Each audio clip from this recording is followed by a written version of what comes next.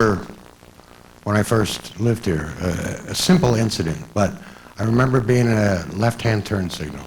Light turned green, I was third in line. The left-hand turn signal came on, and whoever was up front was daydreaming. Nobody honked their horn. The light turned yellow, turned red, and then finally it went green again and everybody went. Now, this morning, I had taken my dogs for a ride, and same situation. That left-hand turn signal was a nanosecond, and somebody was on the horn. Driving across town, I go through that four-way stop sign, and people are just, tailing one another, fighting to get through. The whole tenor of the island hasn't changed, but it's somewhere along the line, we've lost respect for dissenting opinions. This island has always been controversial. Always.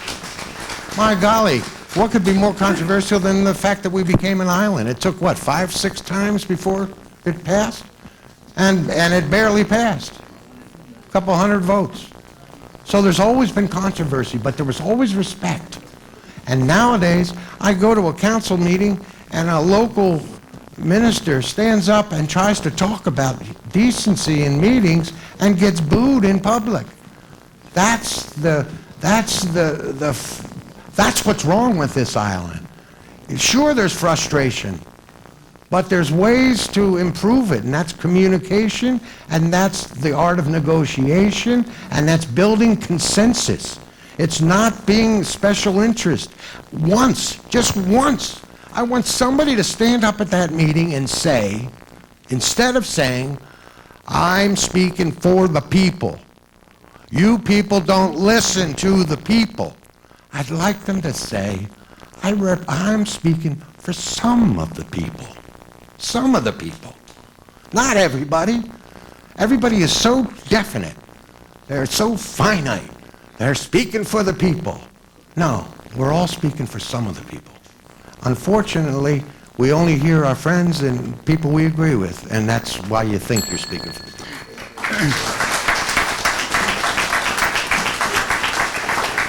Jerry, you were doing real good up until you got to the part with the Reverend, but I won't go there. I won't get into that one. Bless but you. let me just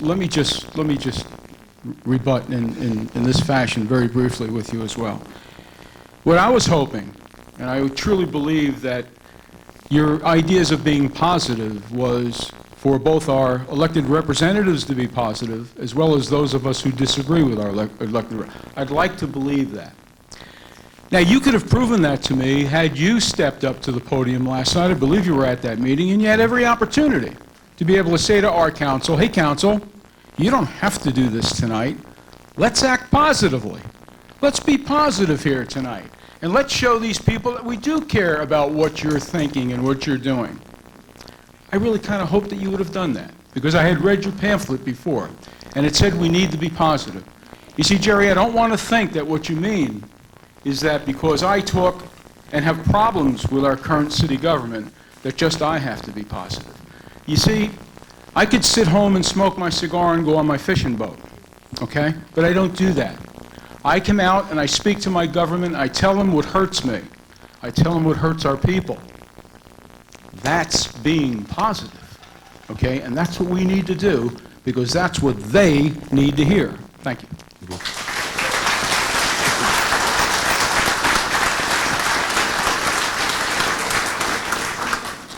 Okay, Jerry, you have 30 seconds for a question. I would like Dr. Guidry, please.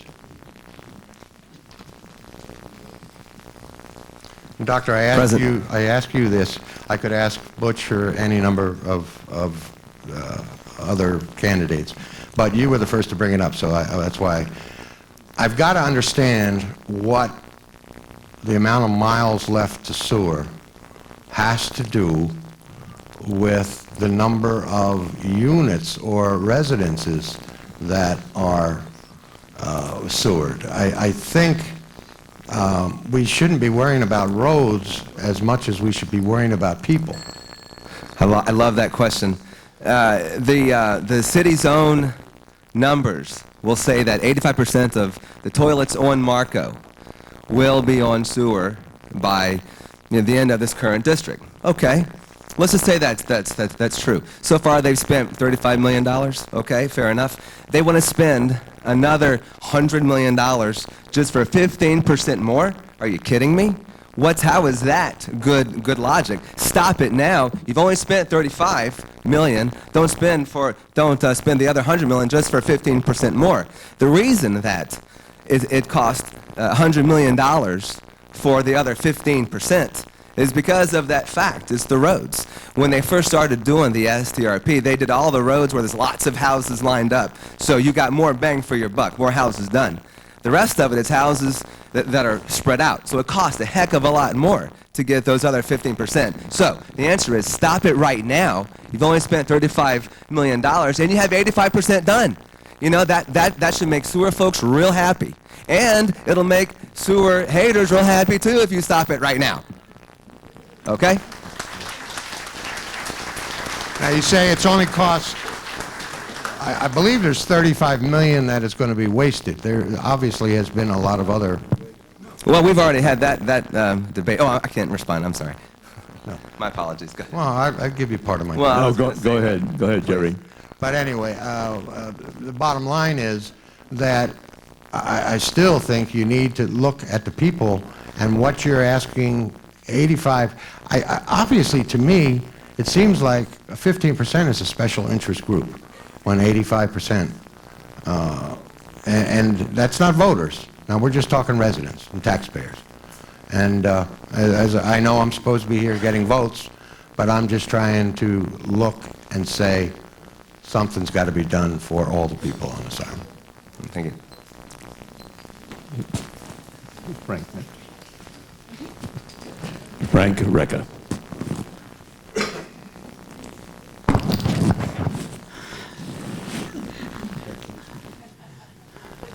Joe, you look too sad. I got to pick you up. Come on. Joe, in 2005, City Council adopted a 5% surcharge on electric charges on the island. Tell me if you're in favor of the purpose for that surcharge, and what do you think should be done with it? I'm not in favor of surcharges, Jerry. Is this working? Frank, I'm Joe. sorry. No, we've called you everything. Jim, Jerry, it's Frank. We've called you everything tonight, Frank. Frank, my main concern is fiscal conservatism. I don't want to see. I am very, very skeptical of assessments that supposedly are assessments, but there are other ways to just get revenue and get revenue that can't be subject to any type of tax relief. I'm not interested in those kinds of voodoo economics that just pull more money from our people than it should be. The fact of the matter is that I get calls day and day and day. As you probably know, I've run for office before. And I'm privileged by getting calls from many folks who tell me, Joe, I'm moving off the island. I can't afford to live here anymore. I just can't make it. I can't cut it.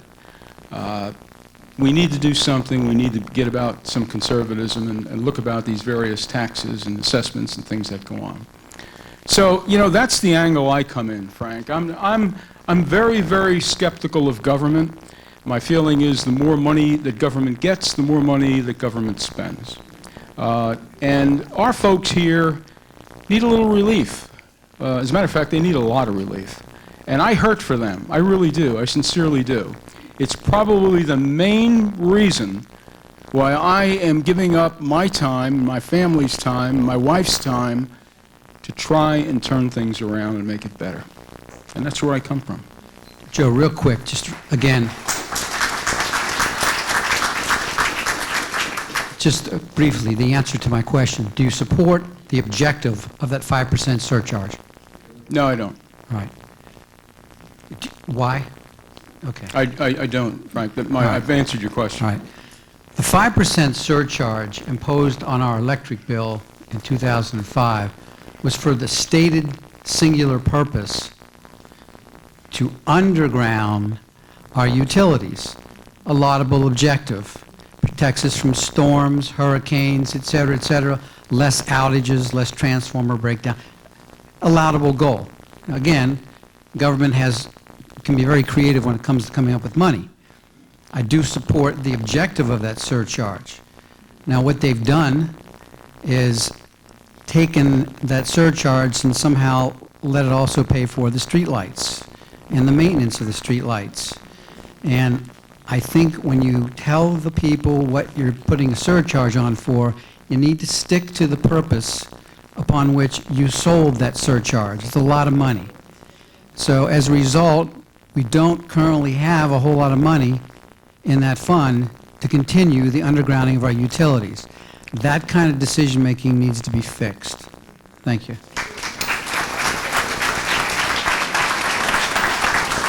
Very, very good. Thank you all. Okay, we're going to go to the questions, the tough part for them. The tough part for them. That was the easy part. We're going to go for questions of the audience, from the audience.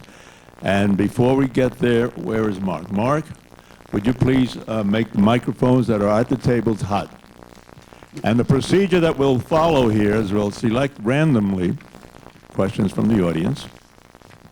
And then we'll start. Oh, not yet. I know you're eager. And then we'll start, once again, from seat number 1, actually seat number 2, from the left, and we'll give each candidate an opportunity to give you his impression of the response to your question. As soon as we get these mics hot, we'll start. Yeah, thank you. When you ask a question, you're going to be under the same limitations that they were when they asked the question. Please, I do not want long-winded speeches. You'll have 30 seconds to make your question, maximum time, and then we'll start it. Fair enough? Hot. Did you check your mics? 1, 2, 1, 2. Doctor? Yes. Okay, we had a gentleman here that had a question. He's got seniority, so we'll go to him first. Okay, gentlemen, my question is, given the controversial atmosphere around here, and also in Naples, how would you make a decision on how to vote? Up or down, yay or nay, on a controversial position? I'm not asking your particular position on any one individual item, just how would you make your decision? You know, that's a very, very good question, because that really does get to the heart of what's wrong with much of Marco, and it's the fact that the city council did not solicit, and when they received, they ignored the input from the citizens. So, to answer your question, if you're going to have harmony, you have to ask and listen to what the citizens have to say. So that's how I would try to promote harmony. Most of the decisions on Marco Island are made between Wednesday and the following Monday. The packets come out of City Hall on Wednesday. They're sent to the city councilors. They're put up online shortly thereafter. We all get to read how many millions they're planning on spending this week. And we walk in and we watch the 7 councilors spend millions and millions of our tax dollars without adequate information. That is the key. The way I would make a decision is I would educate myself on whatever it is that we're deciding on, and not until I was comfortable. And if that's 2 weeks, 4 weeks, a month, or a year, I don't care, until I am comfortable that I understand what I am spending your money on, I will not make the decision. Thank you.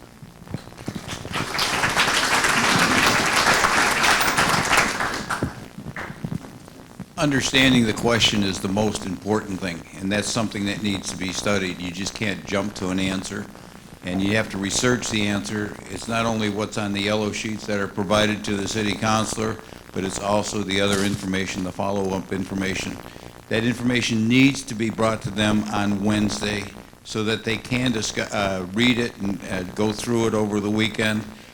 They also have other jobs. Their job as a city councilor is not a full-time job. It's supposed to be a part-time job.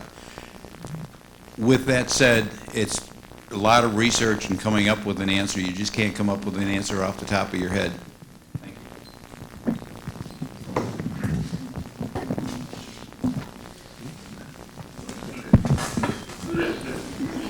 The root core of our problems and frustrations here on Marco is disinformation. If you define the problem with true facts, the solution presents itself. We get so many misinformation, misdistortions, and just pipe dreams thrown at us that it's really difficult to know what the truth is, which makes the decision-making process extremely difficult. It goes all the way back to Vicky Kelber and this fecal chloroform in our canals. We're spending $150 million on that lie.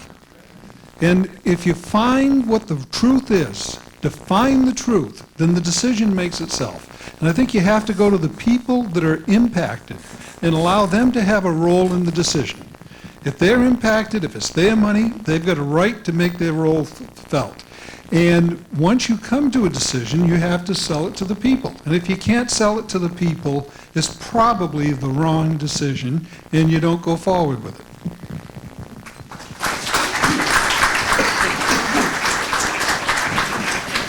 I just want to commend the gentleman for an excellent question. Let me try and answer it in an excellent fashion. How do I make the tough decisions? Well, first thing I do is I'll reach out to the expertise available to me regarding that problem that I need to make a decision on, okay? And I try and evaluate all the pros, cons, and I do my research and my due diligence. And then I put it in my own mind and I try to use my good judgment. The good judgment that you folks will decide on to determine whether or not I am going to be able to get a position of public trust that you're going to bestow on me when you elect me as a city councilor. You expect that I'm going to use the best possible judgment, and that's what I will do. But I don't stop there. Before I make that final decision, I go to my source of strength. I go to my source of why I am there, and I go to my source of who gives me my power. I go to the people, and I ask my constituents, and I make every effort to get their input and their opinion, citizen review committees, etc. We have so many bright and talented people on our island. Why aren't we using them? Why aren't we bringing them into government? Why aren't we asking them to participate in governance? We have a lot of bright folks. But even more important than that, they're the ones paying the bills. They're the shareholders of our city. That's how I make my decisions. Thank you.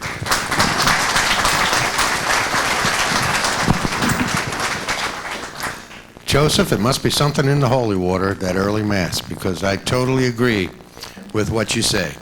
I would, just to embellish a little bit what Joe said, because I totally agree. It's the key is, of course, that's a given. You have to do your due diligence. You have to do your own research. But once you've done that and begun to formulate opinions, it doesn't matter what I think.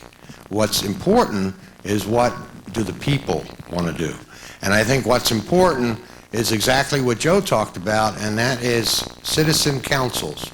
And my thought on it is, it's the key thing in citizen councils is on any issue, I guarantee you, there's a left and there's a right. Somewhere in the middle, you've got to get to. So what I'm proposing are citizen councils that have equal number of pro, equal number of anti. And you build consensus in that room. If you can build consensus in that room, then you can build consensus on the island. And this again gets back to just being positive. This is what you do.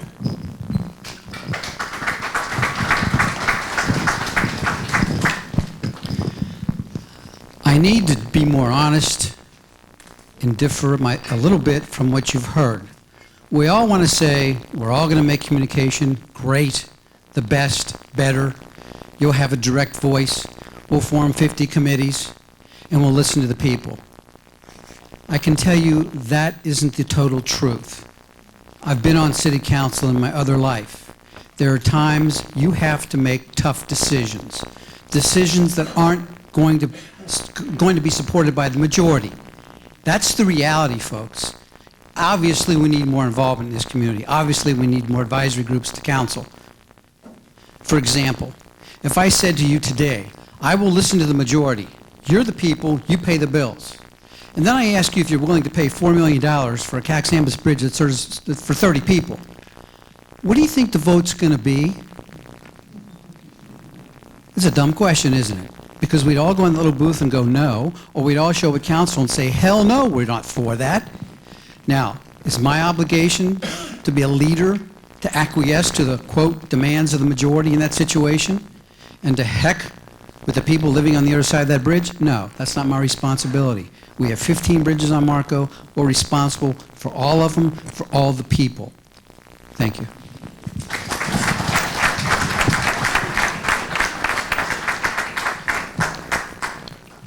I like to alternate genders. Can I have a question from a female, please? Now, you were first back there.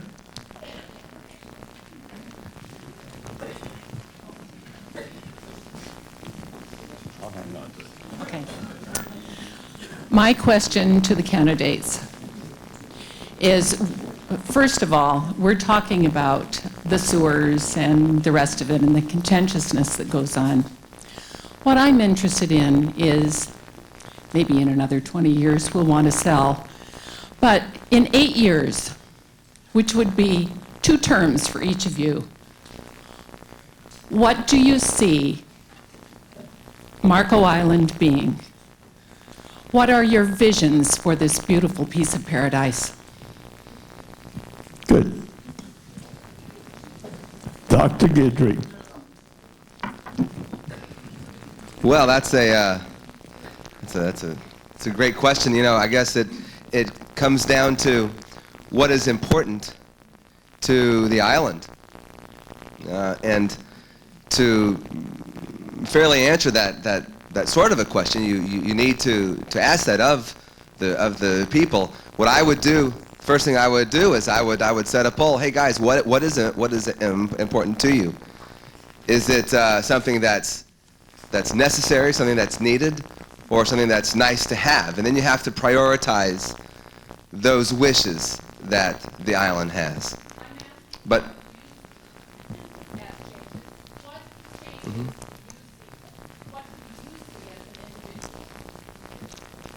well, I see a place where for the next 25 years I can continue to work. I have a daughter that's 9 weeks old today, and I see an island that is built upon trust in the government. It's a place where people want to invest and grow and stay and raise their families. That's what I see the island doing.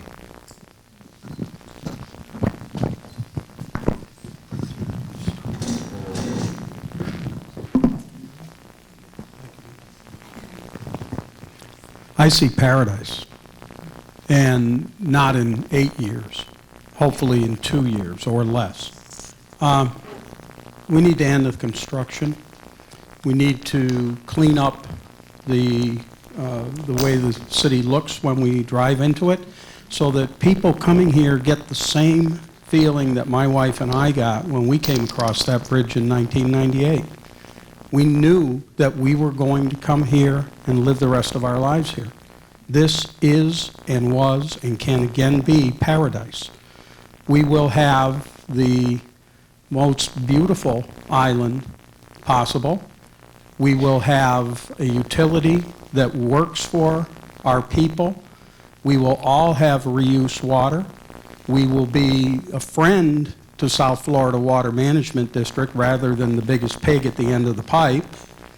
We will conserve water. We will lower our utility rates.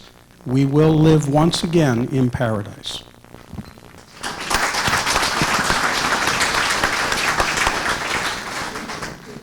When I came down here in 1990, well, actually, I came down here in 65, but I've been coming down here for a long time since then, and in 1995, I moved down here permanently to take care of my mother. What I saw in Marco Island was Collier Boulevard was a place where every time it rained for 5 minutes, we had a flood going across the road. That's very true. I've seen trucks buried up to their axles in I've seen trucks buried in their up to their axles in mud, and I like Collier Boulevard the way it is now. I think it's a great improvement, and I'll be happy when it's through. I see many of the other roads acquiring the same type of capabilities, maybe not to the grand extent that Collier Boulevard is, but at least paved so that people can drive down the streets without feeling like they're on a road track or racetrack of some sort, dirt track. I see a place that is really paradise. I like the palm trees. I've enjoyed the palm trees since I came down here. On my property, I've got 30 frangipangis, which I just enjoy. I see a place that is really paradise, and I would love to see that more around the island. I would like to see some of my neighbors upgrade their homes. I'm just in taking care of them. But I like the idea that Marco Island is going in the right direction. The infrastructure is being taken care of, and that makes me happy because the health and safety of the people on this island is important. Thank you.